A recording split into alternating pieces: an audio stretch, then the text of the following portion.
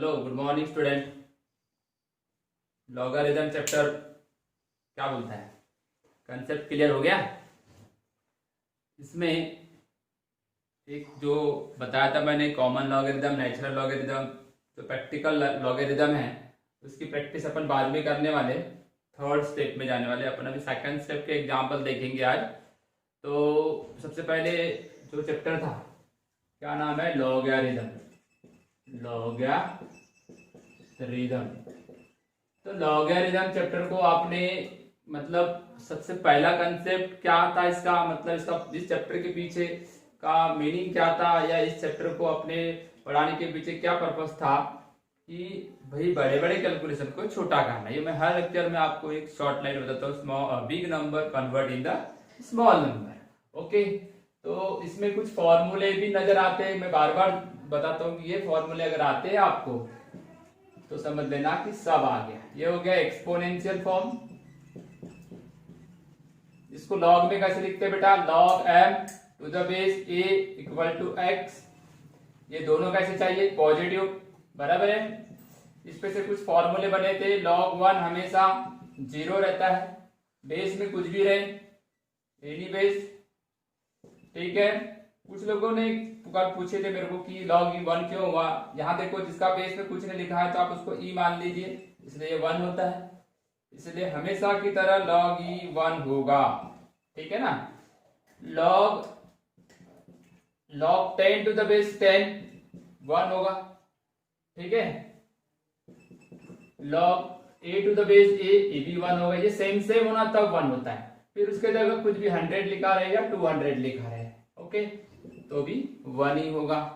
कुछ प्रॉपर्टी में बताए थे, अगर ये लेस देन ग्रेटर देन है या less than greater than equal to है तो लॉग भी लगेगा ना, तो वैसे ही रहेगा।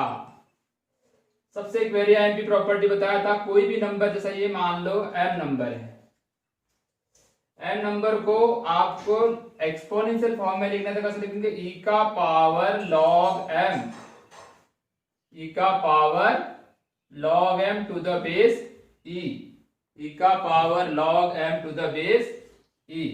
तब आपका आंसर क्या आना चाहिए? क्या आएगा? e का power log m to the base e। ठीक है। या तो देखो x इक्वल टू क्या लिखूंगा? 10 भी लिख सकता मैं, 10 का power log x to the base 10। ये वेरी आईएमपी फॉर्मूला है, सबसे ज्यादा बार यूज होता है। फिर तीसरे रो में लिख देता हूं कुछ प्रोडक्ट लॉ। अगर प्रोडक्ट में रहेगा तो प्लस करना, अगर डिवाइड में रहेगा तो माइनस करना। ओके। अगर m का पावर n है तो n log m लिखना। ये सिंपल रूल है। इनको सभी रूल को अपन ने प्रूव भी किए, आप इसको अच्छे से याद रखना। ओके। अच्छा, ऐसा लिखा रहा ना तो देखो, मैं जो बता रहा हूं ना क्या क्या गलती होने वाली। ऐसा लिखा रहा तो आप ऐसा ना लिखें। ऐसा लिखना क्या है? रॉन्ग है। ठीक है, ऐसा लिखना गलत। अब तुम्हारे दिमाग में आ रहा है सर इसके जगह लिखेंगे क्या? तो लिखेंगे कुछ नहीं है, वैसे ही रहेगा। होल पावर है तो वैसे ही रहेगा। m का पावर n है तो ये होगा। ये देखो, ये यहाँ पे आप बहुत सीरियसली ध्यान देना इसके ऊपर। एक चीज है, ऐसा रहेगा तो ना ऐसा ऐसे से ऐसा नहीं लिख सकते, मैं कुछ होने वाला ही नहीं।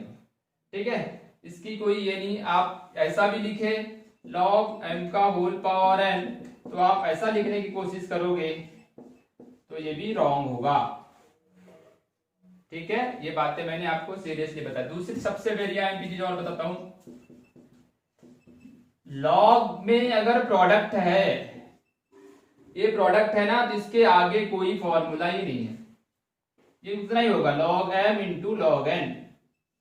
ना मल्टीप्लाई को प्लस में ले जाने का रूल नहीं है, प्लस को मल्टीप्लाई में लाने का रूल है। जो रूल है उसी को याद रखना, बाकी के नहीं। तो इनमें देखो प्रोडक्ट है, तो इसका मैंने प्रोडक्ट मतलब आपको आप मतलब इसके आगे नहीं होता, पूछते ना कि क्या आएगा सर में, क्या आएगा नहीं, वो जितना है उतना ही रहेगा। और एक गलती जो होती है, log m divide by log n, इसको कुछ लोग ऐसा भी लिखते हैं m डिवाइड बाय n, ये रॉन्ग है। अब क्या होगा सर? तो वही होगा सर, वही उतना ही रखने का उसको। जो final this is the final, ये इतना ही रहेगा बेटा, इसके आगे नहीं बढ़ने का, इसके आगे जाने का नहीं। क्लियर हो गया?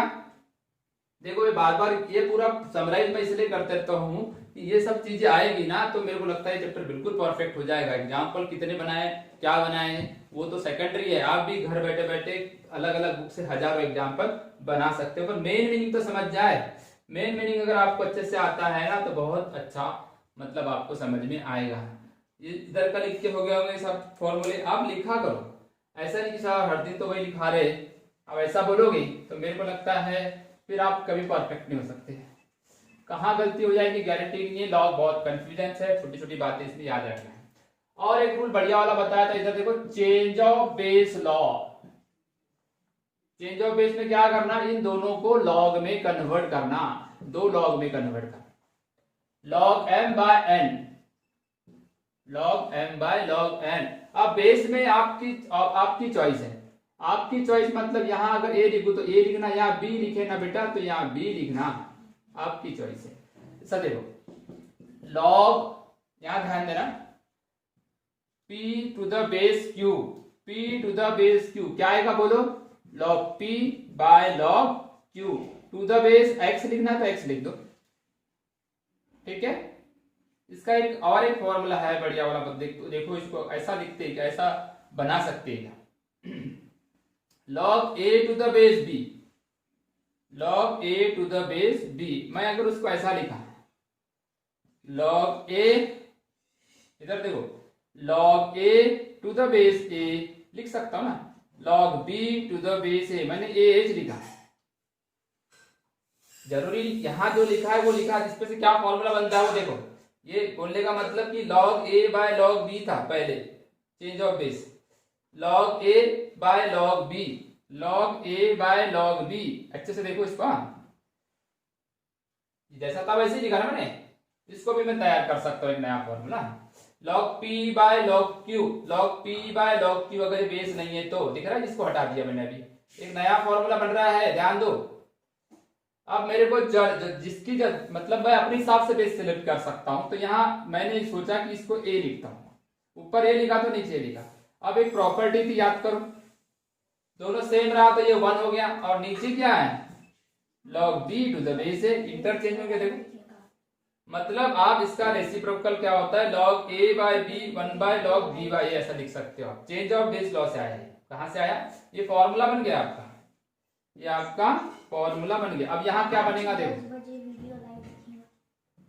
अगर मैंने यहाँ लिखा बेटा p लिखा तो p आ जाएगा, बराबर है, ये 1 हो गया, और ये उल्टा हो जाता है log q to the base p, ये q है और ये p है, इंटरचेंज हो गए ना, इंटरचेंज हो गए, ठीक है। क्या दिक्कत है, इतनी बातें तो आपको क्लियरली समझ में आ ही गई होगी। हाँ, इसके जैसा रिलेटेड और पूछता हूं मैं आपको, आप बताने का। इसके ऊपर एग्जाम्पल कितने पढ़ना है ये तो अनलिमिटेड है। इस क्लास के बाद मैं आगे की जो क्लास लूंगा ना, 2 क्लास जो रहेगी मेरी, वो सिर्फ अल्फा जेडबल स्टूडेंट की रहेगी। अब इसके बाद जो मैं मंडे है ना, कल तो क्लास नहीं है, मंडे को और ट्यूसडे को, मंडे और ट्यूसडे को 2 दिन जो क्लास लूंगा वो क्लास जेडबल स्टूडेंट की रहेगी। मतलब उनको भी यही पढ़ना है, पर उनके लिए मैं एकदम डिफरेंट और हेवी वाले प्रॉब्लम बताऊंगा, जो एकदम लेवल के प्रॉब्लम बताऊंगा, जो जेडबल प्रीवियसली मतलब इसमें आए हैं एग्जाम में, वो वाले बताऊंगा। अभी फिलहाल में कॉमन चीजें बता रहा हूँ। मंडे और ट्यूसडे को मैं जेडबल की क्लास लूंगा, ध्यान रखना, वही बच्चे पढ़ेंगे उसको, क्योंकि क्या होगा, सभी बच्चे पढ़ेंगे ना उसको, फिर वो मतलब कैसा होता है कि समझ में नहीं आएगा। तो आपको अगर समझा नहीं तो फिर सीधे सीधे आप मेरे को बोलोगे कि सर ने अच्छे से समझाया नहीं, इसलिए मैंने पहले बता दिया कि जेडब्ल्यू क्लास में प्रॉब्लम ऊंचे वाले रहेंगे, हेवी रहेंगे, डिफिकल्ट रहेंगे, लेवल बेस्ड रहेंगे। ये बातें आपको पहले से दिमाग में रख दिया है ना। खैर, लेवल बेस्ड का मतलब नहीं है कि बहुत डिफिकल्ट है।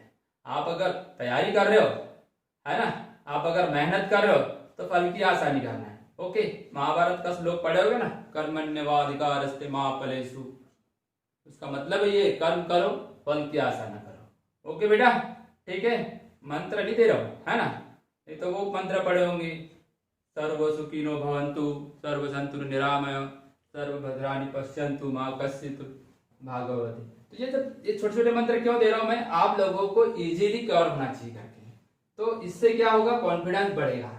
तो ये सब चीजें बता दिया। अब एक फॉर्मूला तैयार करता हूं, आप बता दो। Log m to the base n, इसको कैसा लिखोगे, 1 बाय, कैसे लिखोगे, लॉग, उल्टा कर दो इसको, n to the base n। ये फॉर्मूला याद हो जाएगा, आपको मालूम हो गया, सब बातें क्लियर होगी, इसके अंदर में कोई टेंशन नहीं। तो चलो अपन कुछ एग्जांपल बनाते हैं जो आपको इजी लगेंगे, ठीक है।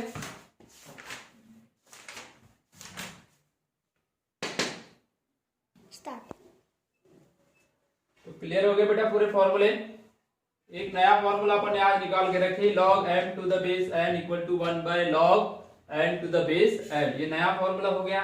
अब पूरे फॉर्मूले की गिनती करोगे तो देखो, पहले तो देखो m का पावर n जो है जैसा दिखता है वैसी, आपको मैंने उल्टे पुल्टे सब बताया, आपको उनको बराबर मतलब ध्यान रखना है। यहाँ पे क्या होता है, होल पावर, होल नहीं है, सिर्फ m का पावर n है, तो ही सामने आएगा, है ना। ऐसा रहेगा तो सामने नहीं, ऐसा नहीं होता, रॉन्ग, ये रॉन्ग है बेटा, ठीक है। होल पावर में नहीं जाने का।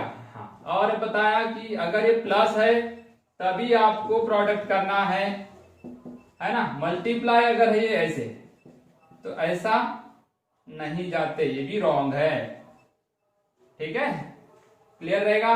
माइनस है तो ही डिवाइड होता है, मतलब log m divide by n। तो इन रूलों का आपको अच्छे से यूज करना है, आपको एकदम परफेक्ट लेवल पे ये रूल याद रहना चाहिए, कंफ्यूज नहीं होना, छोटे से छोटी बातें मेरे को पूछने का। चलो नेक्स्ट इस पे चलेंगे।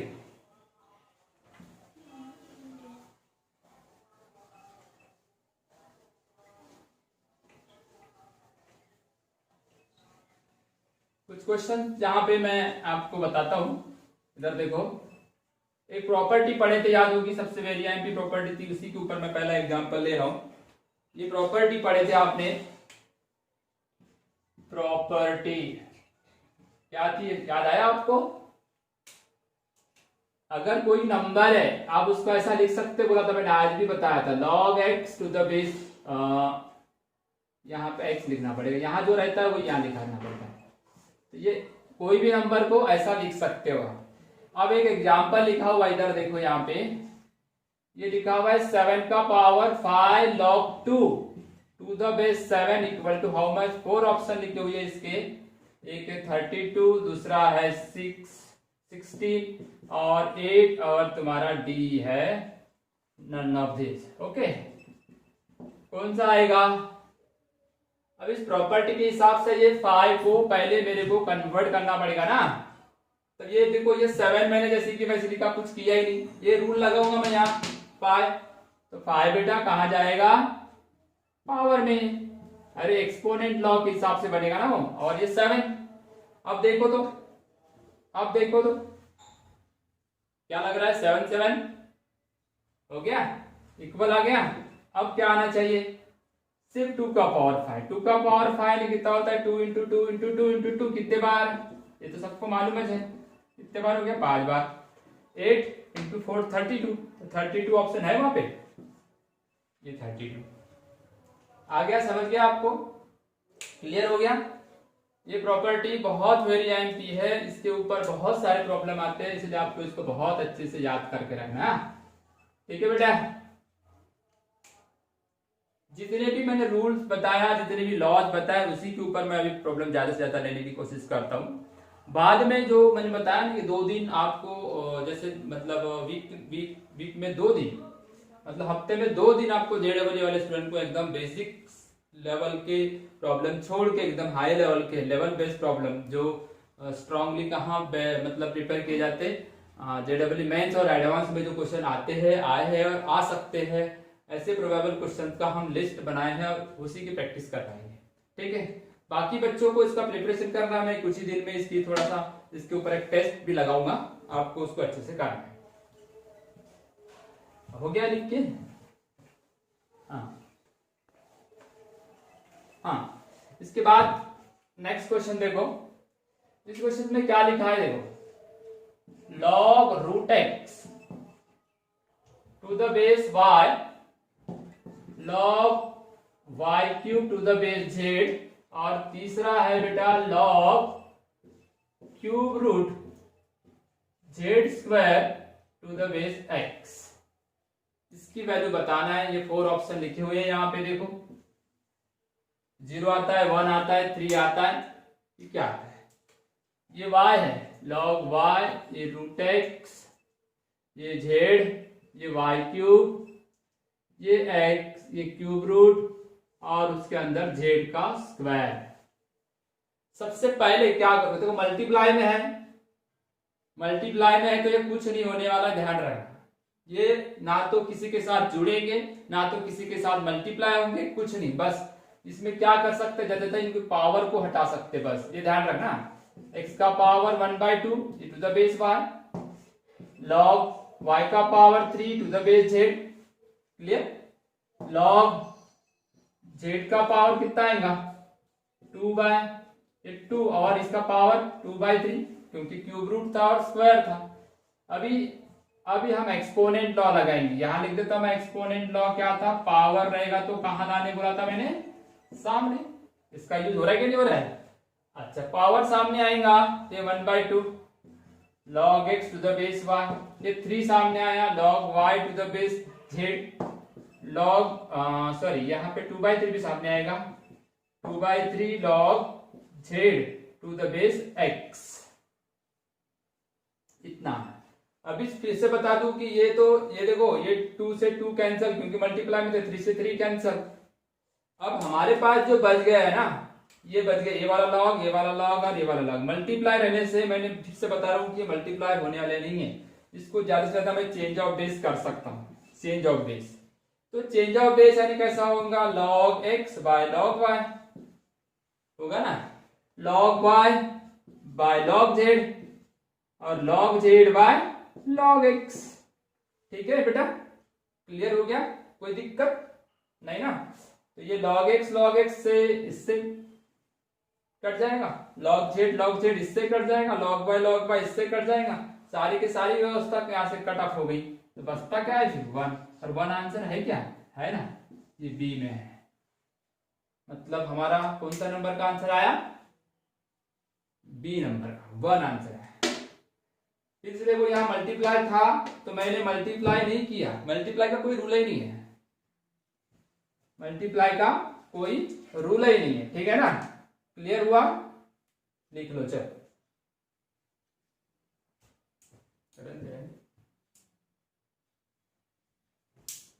हाँ, नोट करो और नेक्स्ट क्वेश्चन, तब तक मैं नेक्स्ट क्वेश्चन लिखता हूं, तब तक नोट करो। सेकेंड नंबर, हो सके तो आप पहले बनाना शुरू करो। log a का power 5 to the base b,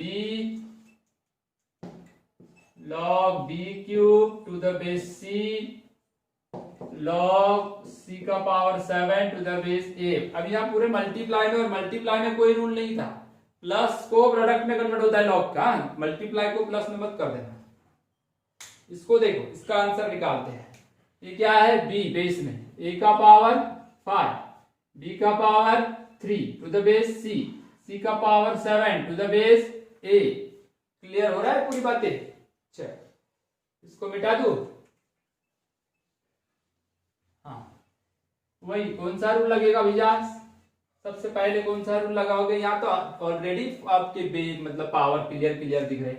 यहाँ 5 सामने आ गया तो ब्रैकेट में बचता क्या है, log a to the base b। यहाँ क्या सामने आएगा बेटा, 3 log b to the base c। यहाँ कितना आएगा, 7 c to the base a। अब करो चेंज ऑफ बेस, तो change of base 3, change of base 7, change of base. तो ये चेंज ऑफ बेस में क्या आएगा, log a log b log b log c log c log a। क्या बोलते हो, है मस्त? अरे बेटा आप कैंसल, एकदम सीधा सीधा काम है। सारे के सारे हट गए, सिर्फ नंबर बच गए। 5 into 3 15, 15 into 7 105। इतना आंसर है कि 105 वहां पे कहीं पहले ही तो है। फटाफट आ रहे, चलो नेक्स्ट क्वेश्चन। आप इसका होमवर्क करने का इसको बना के देखो।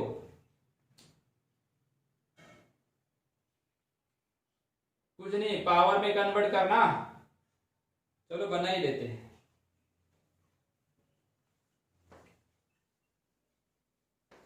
पावर में कन्वर्ट करोगे तो फटाफट आंसर आ ही जाते हैं। हाँ, क्या आएगा next question? Log u v में है ना फोर्थ रूट, तो u का पावर फोर्थ रूट का मतलब 4, और ये पहले से क्यूब था तो ये 3। देखो ना, fourth root of u cube to the base 3। ये क्या आएगा? लॉग v का power 5 to the base w, फिर मल्टीप्लाई में है लॉग w का पावर 4, और फिफ्थ रूट में है, फिफ्थ रूट यानी 1/5 टू द बेस u। कुछ नहीं करना, जैसा इसको बनाया वैसा उसको बनाने का है। हाँ, ये मिटा दिया मैंने। अब इसमें क्या बचेगा? 3/4 फिर सामने आया, इसका पावर है, इसका पावर है। ठीक है बेटा, अब बचेगा क्या? ब्रैकेट में log u to the base v। ठीक है, यहाँ कौन बाहर आ गया? 5 बाहर आ गया। यहाँ अंदर कौन बचेगा? log v to the base w। यहाँ कौन बाहर आया? 4/5। अंदर कौन बचेगा? अंदर कौन बचेगा? log w to the base u। ठीक है ना। अब चेंज ऑफ बेस, जानबूझ के मैंने चेंज ऑफ बेस के प्रॉब्लम लिया, क्योंकि product tower, quotient tower, exponent के बहुत एग्जांपल लिए थे अपन ने। जानबूझ के इसको लिया मैंने, log u upon log v, 5 log v upon log w, 4/5 बोलो log w by log u। अब क्या होना है? अब बचा क्या? कुछ नहीं, u से u कैंसल, v से v कैंसल, log w से कैंसल, ये 4 से 4 कैंसल, 3 से 3 कैंसल, सॉरी 5 है, 5 से 5 कैंसल, और बच गया क्या फिर? 3। 3 तो आंसर में है ना। हाँ, ये 4 से 4 कैंसल, 5 से 5 कैंसल, तो बच गया बेटा 3। तो 3 आंसर में है, मतलब कौन सा आंसर आएगा इसका? सी। सी आंसर आएगा। ठीक है, हाँ इसको लिखो। 3 आंसर आया इसका, सभी ने नोट कर लिए? चलो, और एक आंसर निकालते हैं, क्वेश्चन नंबर 4। तो इसमें क्या लिखा हुआ मैंने, इधर देखो, log 8 यानी स्क्वायर रूट के अंदर 8 है, प्लस log रूट 27, बेस में कुछ भी नहीं लिखा है, log 125। अगर बेस में कुछ नहीं मतलब ये लिखा होता है, आप जानकारी के लिए बता दो आपके, और log 6 माइनस log 5। ठीक है, इतना क्लियर हो गया आप सभी का?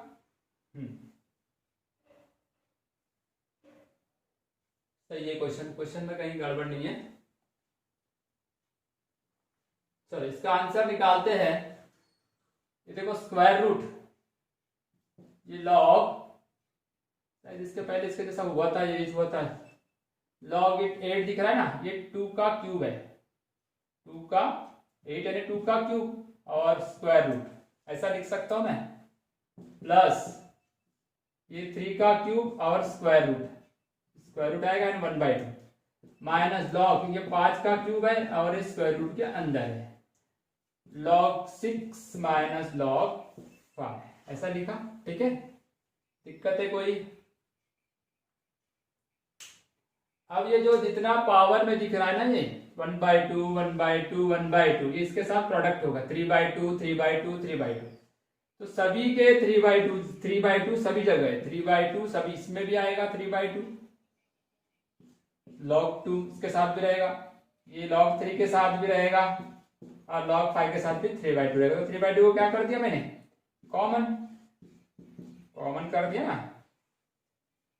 ठीक है, कोई कैंसिल करने की जरूरत नहीं है फिलहाल में उसको।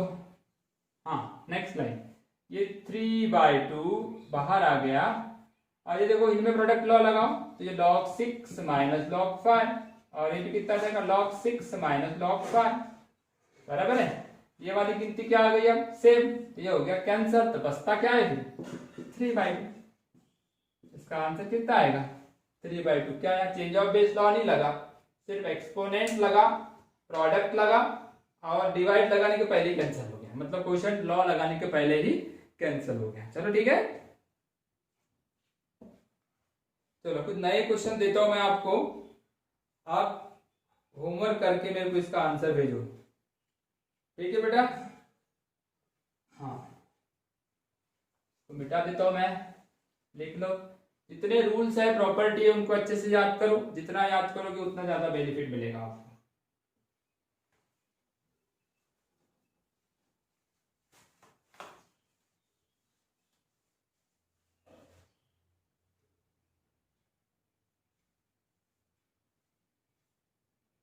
हो गया लिख के ना। चलो मैं अभी आपको एक होमवर्क दे रहा हूं, आप इस होमवर्क को अच्छे से बनाने का और फिर मेरे को इसका आंसर सेंड करने का, ठीक है। चलो होमवर्क है, फर्स्ट होमवर्क है लॉग। अगर आपको नहीं आएगा तो मैं होमवर्क डिस्कशन नेक्स्ट क्लास में करूंगा, ये याद रखना। अपन होमवर्क के ऊपर डिस्कशन कर सकते। log x³ to the base y, log y का power 4 to the base z, change of base का चाहिए। मल्टीप्लाई में आया ना, ये डॉट डॉट लगा मतलब तुमको चेंज ऑफ बेस लगाना पड़ेगा, क्योंकि इसको मल्टीप्लाई करने का रूल नहीं है। z का power 5 to the base x होगा, हाँ x ही है। तो how much 12 20 15, the last answer is 60। Second number का क्वेश्चन देता हूं मैं, एक होमवर्क और लगाता हूं।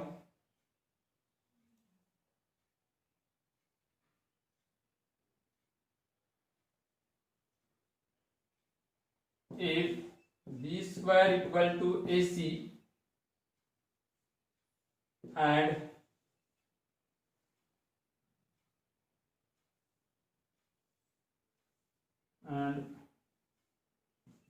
log AC equal to